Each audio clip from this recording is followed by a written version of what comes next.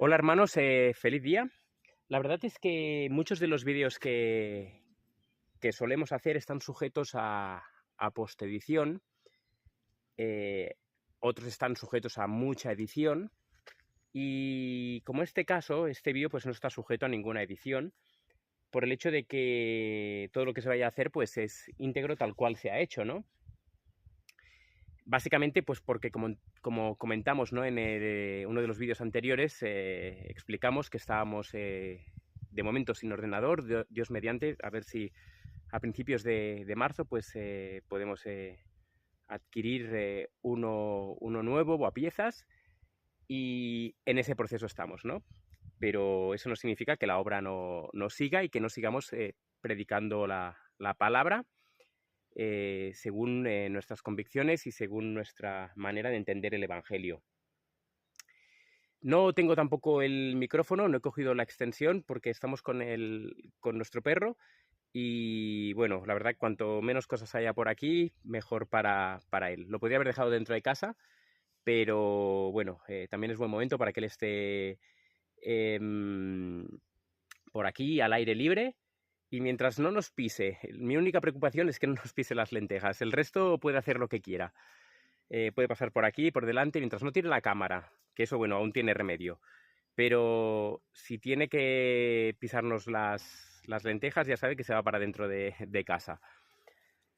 Así que, bueno, nuestra tarea de hoy era, o es esta, que no la vamos a poder terminar hoy, pero lo que vamos a hacer es, si os fijáis, este palo es un tronco de un árbol, está no podrido, bueno, un poco sí, ¿no? Quizás, pero bueno, es un palo que no es uniformado, no está bien acabado, no tiene una rigidez ideal para esto, para lo que vamos a hacer, que es hacer el vallado de del pequeño espacio que tenemos para hacer el huerto. Bueno, tenemos mucho más espacio, pero el espacio que hemos dedicado pues es un espacio de unos 80, 90, 100 metros cuadrados. Y es lo que tenemos que vallar, ¿no? Lo tenemos que vallar por el perro ahora, es decir, nosotros mismos al obtener este perro, nos ponemos, digamos, en cierto modo una traba más para que alguien venga y nos pisotee, ¿no? Pero bueno, un perro lo puedes educar y a la vez que cumple otras funciones, como por ejemplo el cuidado, ¿no? El cuidado de la casa, de los exteriores. Y bueno, es un perro pastor catalán de aquí de la zona donde estamos, y va a crecer bastante más. Y básicamente pues lo que vamos a hacer es eso, criarlo también para que se acostumbre a estar fuera, también está dentro con nosotros de casa, pero principalmente para que esté como guardián para los intrusos que pueden venir, especialmente pues por la noche, que son los jabalís, y acabar con nuestra huerta, que es lo que no queremos. Tenemos aquí a nuestro perro, Django, a ver si viene, y así os lo mostramos. Este es nuestro perro, es Django, nuestro perro guardián, y básicamente pues lo que vamos a hacer con él es eso, bueno, criarlo con mucho cariño, aunque a veces uno pues pierde la paciencia, ¿no? Con él. Así que básicamente lo que ahora he visto una persona que pasa por ahí, y entonces él ya está alerta. A lo mejor incluso ladrará.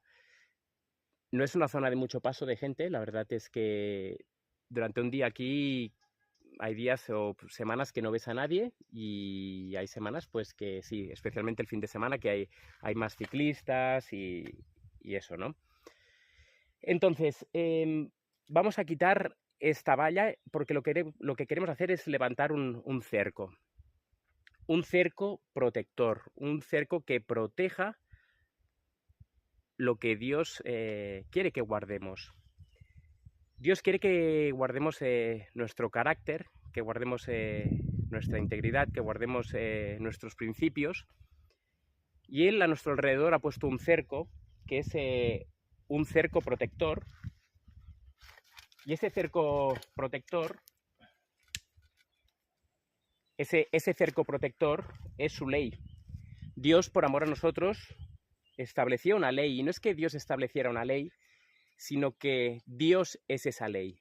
Cristo es, o mejor dicho, la ley es una transcripción perfecta del carácter de Cristo. Cuando nosotros miramos la ley, miramos a Cristo. Cuando nosotros miramos la ley, vemos a Dios. Y obviamente cuando miramos a Cristo, vemos a Dios. Dice que Cristo es la imagen del Dios invisible. Por eso que contemplando a Cristo podemos contemplar a Dios. Cuando se le preguntó a Jesús, ¿no? Y se le dijo, Señor, muéstranos al Padre y nos basta. Y le dijo el Señor Jesús, ¿tanto tiempo hace, Felipe, que estoy con vosotros y aún no me has conocido? Quien me ha visto a mí, ha visto al Padre. ¿Cómo dices, muéstranos al Padre? Cristo es la imagen perfecta del Padre. Cuando Cristo vino aquí a la tierra como hombre, reveló todos los atributos del carácter del Padre. No hubo ningún atributo del carácter de Dios que no fuera revelado en la vida de Cristo, especialmente en los 3 años y medio de ministerio, ¿no? Antes de la cruz, Cristo dijo que había revelado su nombre a aquellos que habían estado en contacto con él. ¿Qué significa haber revelado el nombre de Dios? No es haber dicho, no, mi padre es Jehová o Yahvé y se escribe con Y, con W, una H. Quien dice que es Jehová está utilizando un nombre pagano. La revelación del nombre de Dios es más profunda que unas letras, ¿no? Sino que es un carácter. Cuando dice que Dios, o Cristo, mejor dicho, reveló el nombre, ha dado a conocer el nombre de su Padre, significa que dio a conocer el carácter del Padre, cómo es el Padre. Y eso lo podemos ver a través de Cristo. Dice que los 144.000 van a tener el nombre del Padre y del Hijo escritos en la frente. ¿Qué significa tener el nombre del Padre? ¿Será que va a venir alguien, va a venir un ángel del cielo y nos va a poner aquí el nombre Jehová en la frente? ¿Será que va a venir alguien con algún tintero y nos va a marcar y nos va a decir Padre e Hijo?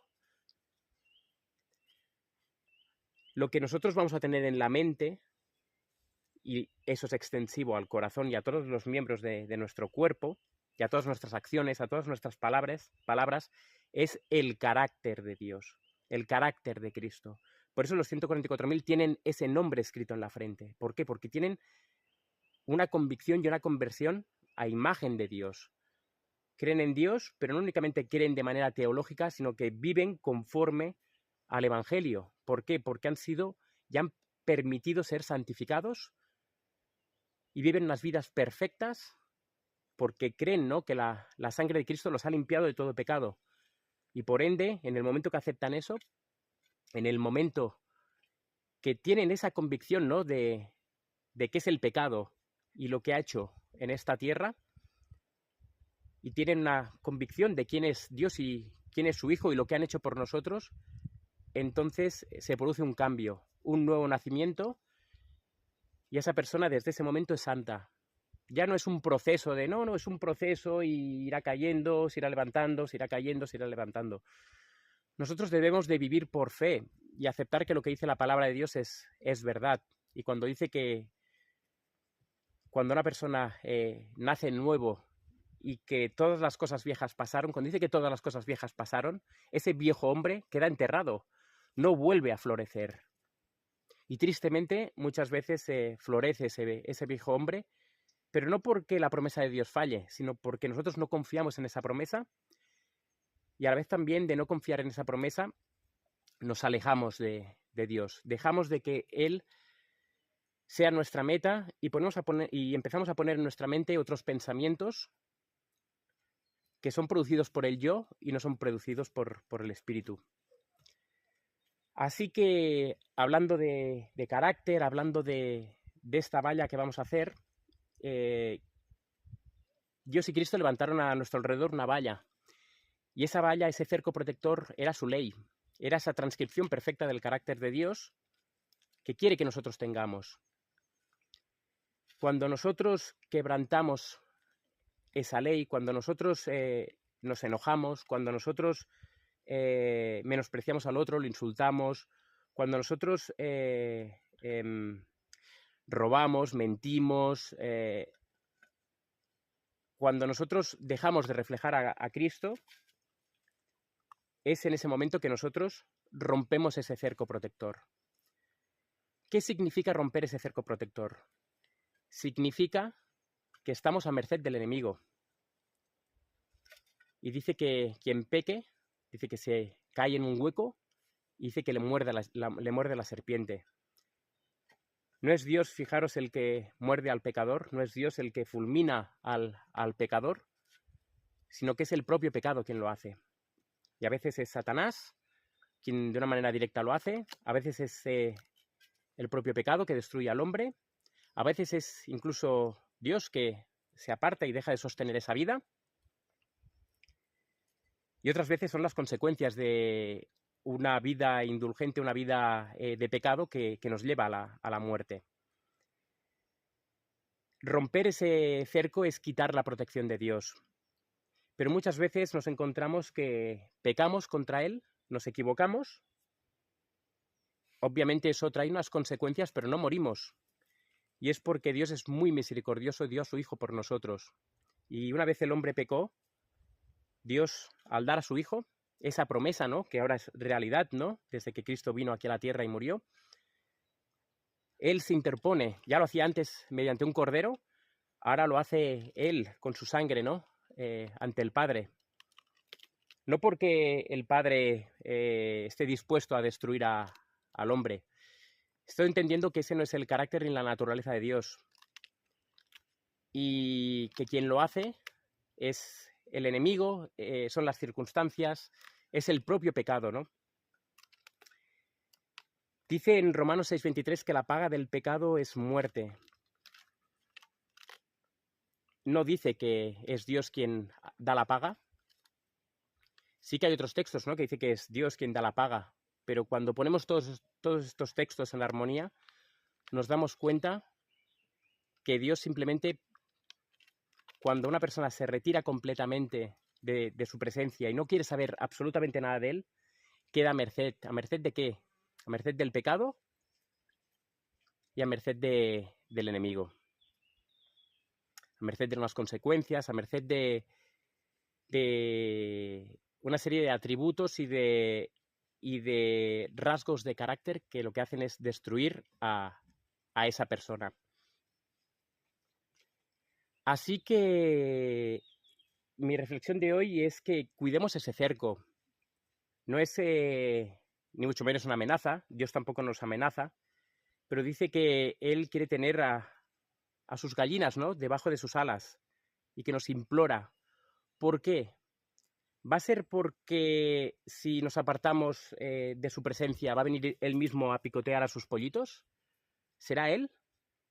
¿O simplemente Él lo que está haciendo es guardarnos, protegernos del enemigo, de las consecuencias, de lo que el pecado realmente hace? Decía que la paga del pecado es muerte. A veces es visto el pecado como un agente que no tiene en sí nada, simplemente es transgresión de la ley y ya está, ¿no? Luego sí, hay una serie de consecuencias, si no miente y la persona, pues por lo que sea, se entera y demás, pues todo eso trae una serie de circunstancias, y es cierto. Pero el pecado en sí destruye. Lo que nosotros tenemos en el corazón y no hemos entregado a Dios, esos pecados que hemos cometido, si nosotros nos los guardamos, llegará un momento que esos pecados nos van a destruir. Quizás no en esta vida, pero sí que lo harán cuando Cristo vuelva después del juicio de 1000 años que se haga en el cielo y haya esa resurrección de los impíos. Muchas personas atribuyen a ese castigo final, y fijaros, ¿no?, el lenguaje que utilizo, castigo, como algo directo de Dios, como si Dios mismo lanzara fuego del cielo y los consumiera. Pero realmente no es así. Las personas que resuciten fuera de la Nueva Jerusalén después del milenio, en la segunda resurrección, y participen de eso, se van a levantar con los mismos rasgos de carácter con los cuales se fueron a la tumba. Por lo tanto, esas personas no tendrán un ápice del carácter de Dios. Sí que es cierto que dentro de toda esa gran muchedumbre de impíos habrá diferentes grados, por así decirlo, de pecado. Y no quiero decir que hay pecados que matan y otros que no. Todo pecado mata. Pero sí que es cierto que cada uno va a recibir su paga conforme a lo que haya hecho en esta vida, ¿no? Y conforme también a su conciencia. No es que Dios tenga un castigo para cada uno y a unos los vaya a tener ardiendo más tiempo y a otros menos, porque Dios es así y va a aplicar justicia, sino porque va a ser el propio pecado. Cuanto más pecado cargue uno, más va a tardar ese pecado en consumirse. Cuando digo eso no me refiero a que Dios va a lanzar fuego y los va a quemar y fin de la historia, ¿no? Sino que va a ser el propio pecado en contraposición a un carácter perfecto y puro como el de Cristo. Cuando Cristo se levante, cuando esté la Nueva Jerusalén rodeada de esos ejércitos para ir a tomar la ciudad, Cristo se levanta y se muestra en el cielo, no sé si a modo de PowerPoint, a modo de película, no sé cómo. Entiendo pues que se va a ver reflejado de una manera que no podemos entender en el cielo todo lo que sucedió aquí en la tierra, desde la caída del hombre hasta la muerte del Señor Jesús en la cruz. Y va a quedar todo el plan a ojos de todo el mundo, que es cuando toda rodilla se dobla ante Dios, que todos van a quedar perplejos de lo que van a ver ahí y van a reconocer su culpa. Los justos van a dar gloria a Dios y se van a regocijar en eso. Eso para ellos va a ser luz. Ellos se van a regocijar en esa luz, en esa gloria. Van a honrar a Cristo, cantarán a Dios. Y esas escenas para ellos es vida eterna. Sin embargo, esas mismas imágenes, aquello que los impíos verán, va a ser muerte. ¿Por qué va a ser muerte? Porque lo que se va a ver ahí va a ser o va a poner de manifiesto lo que los impíos tienen en el corazón y aún no conocen. Recordemos que muchas personas van a morir y mueren sin un conocimiento cabal de lo que es el pecado y de lo que el pecado produce. Cuando suceda esto, todas aquellas personas que están fuera de la Nueva Jerusalén van a reconocer a Dios, pero sus vidas no van a ser transformadas. Ellos han sido permeados bajo una influencia satánica y ellos, si se les diera aún más oportunidad para vivir, seguirían obrando impíamente. Así que esas personas, cuando ven el carácter de Dios, cuando ven la gloria de Dios, cuando ven esa luz del cielo que resplandece y que sobre unos es vida eterna, para otros va a ser muerte eterna. No porque Dios envíe bolas de fuego, los vaya destruyendo y a uno los queme más, a otros menos y todos terminen finalmente consumidos, sino que la propia gloria de Dios, el propio carácter de Dios va a ser una reprensión tan fuerte para ellos que todos los atributos, todo el carácter, todo aquello pecaminoso que tienen en el corazón va a estallar, va a rebosar, va a salir. Y es por eso que fuego de dentro de ellos los va a consumir. A la vez también la tierra, debido a ese principio que explicamos ya en otros vídeos de cómo la tierra responde al pecado, en esa acumulación de pecado, en esa conciencia que va a haber de pecado, todo eso va a hacer que la tierra se abra y salga fuego de ella y termine consumiendo al impío, juntamente con Satanás y los ángeles. Satanás es el último en morir, dice que no quedará ni raíz ni rama. No es que Dios tenga a Satanás quemando por más tiempo para que entienda pues, que Dios es justo y por todo lo que ha hecho pues yo te pago, sino porque Él mismo va a cargar no únicamente con los pecados de los justos, sino también va a cargar con todas aquellas acciones en las cuales tentó a los impíos y los hizo caer, no permitiendo nadie al final, está claro que nadie se va a perder injustamente. Si se han perdido o si se perderán es por su propia decisión. pero hay de aquel, ¿no?, que es el que hace caer en tentación. Satanás es el que hace caer en tentación y por lo tanto, aunque el pecado lo cargue el impío, Satanás cargará también parte de ese pecado por haber tentado a esa persona que hiciera tales cosas.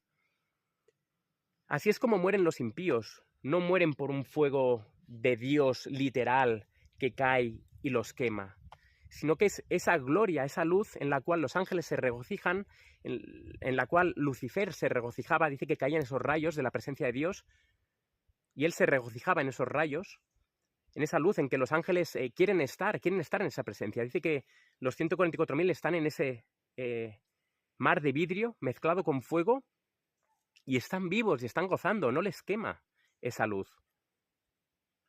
Sin embargo, los impíos, esa luz, ese carácter, porque al fin esa luz es el carácter de Dios, esa gloria, su espíritu, todo eso es lo que hace que los impíos no puedan soportarlo y finalmente el pecado los destruya. Por eso la paga del pecado es muerte. No es que Dios tenga que ejecutar nada, Dios no ejecuta al impío, sino que deja a merced de aquello que ha elegido para que su pecado florezca y finalmente lo termine matando. Dice que unos son quebrantados en la roca, y esos serán los que están dentro de la Nueva Jerusalén, y otros son pisados por la roca. Y estos son los impíos, aquellos que van a morir después del milenio. Ellos, la roca los va a pisar. Y no es que Cristo vaya y los fulmine, no digo ni con alegría ni con tristeza, obviamente habrá tristeza. Obviamente eso es una obra extraña. Pero no es una obra extraña porque Dios tiene que quebrantar su ley para destruir a los impíos, sino porque deja a merced de los resultados de su propio pecado, que éste se manifieste y que sea el propio pecado quien cumpla la palabra, ¿no? Que cumpla lo que dice Romanos 6:23, la paga del pecado es muerte. Y ahí es donde se cumple. Ahí es donde está la muerte de los impíos. No en un Dios que envía fuego y los consume, sino en un carácter perfecto que hace que finalmente esos impíos de dentro salgan todos esos sentimientos, ira, enojo, rabia, mentira, burla, todo eso se va a manifestar en contraposición. Eso es como cuando uno se acerca a un espejo y o a lo mejor lo tiene a 20 metros y no ve esas impurezas, ¿no?, que uno tiene, pero a medida que se va acercando, va viendo cada vez más, ostras, qué sucio estoy aquí, qué sucio aquí. Y una vez, cuando tiene el espejo aquí, es cuando ve realmente toda esa impureza. Eso es lo que le va a pasar a los impíos. Cuando realmente tengan el carácter perfectamente de Cristo reproducido ahí, mezclado con esa naturaleza divina, todo eso para ellos va a ser un fuego consumidor. Es lo que le sucedió a Nadab y a Abiú. No digo que ellos experimentaron quizás la segunda muerte, pero si os fijáis, ni sus ropas se quemaron, ni sus cuerpos quedaron desintegrados. Dice que los sacaron los cuerpos y que las ropas estaban intactas. ¿Por qué? Porque ellos fueron con un fuego extraño ante la presencia de Dios, y no es que Dios sacara fuego ahí y los consumiera y se enfadara con ellos y los consumiera, sino que ellos vieron cara a cara a Dios, y al ver cara a cara a Dios, vieron su carácter, y ellos reconocieron, entre comillas, entendedme, porque no hay arrepentimiento en ellos, pero vieron el contraste de sus vidas con la de ese Dios perfecto de carácter, y entonces cayeron muertos, cayeron fulminados, fueron consumidos por Dios. Ese es el lenguaje que la Biblia muchas veces explica y no hemos llegado a comprender. Incluso el lenguaje lo utiliza y respeto ese lenguaje y es inspirado por Dios. Y yo también lo uso.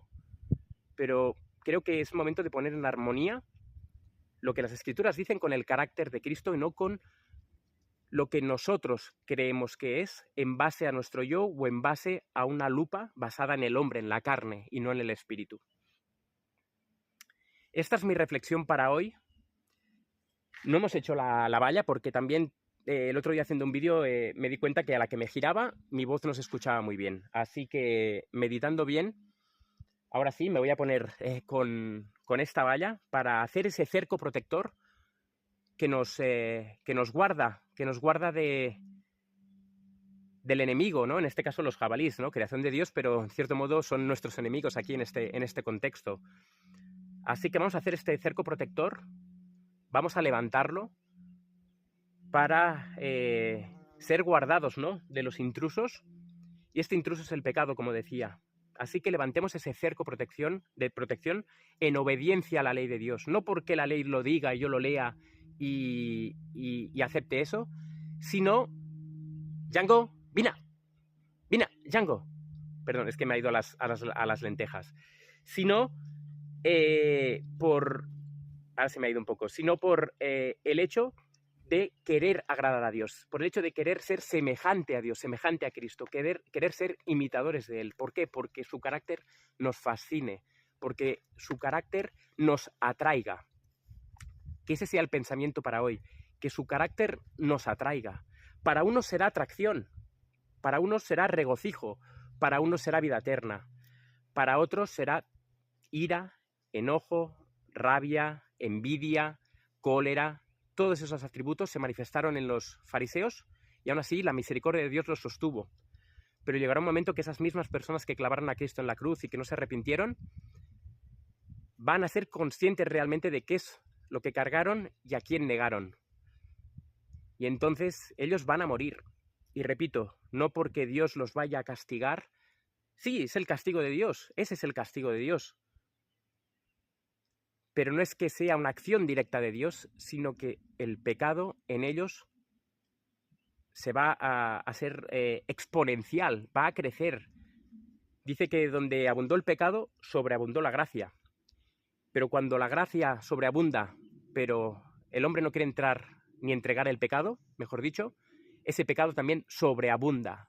Y el sobreabundamiento de este pecado es lo que va a haber después del milenio, y todos los impíos, juntamente con Satanás y los ángeles, van a ser finalmente quebrantados. Y repito, no porque lo haga Dios de una manera directa, sino por esa conciencia de ver, de tener ese espejo enfrente y esa contraposición de un carácter perfecto en contraposición a un carácter totalmente opuesto a lo que Dios quiere de nosotros. Así que dejo esta reflexión y vamos a seguir ahora sí con la valla. Cualquier pregunta, cualquier inquietud, cualquier duda, por favor, dejárnosla aquí en los comentarios. Vamos a mirar de responder a todos los comentarios, como siempre hacemos.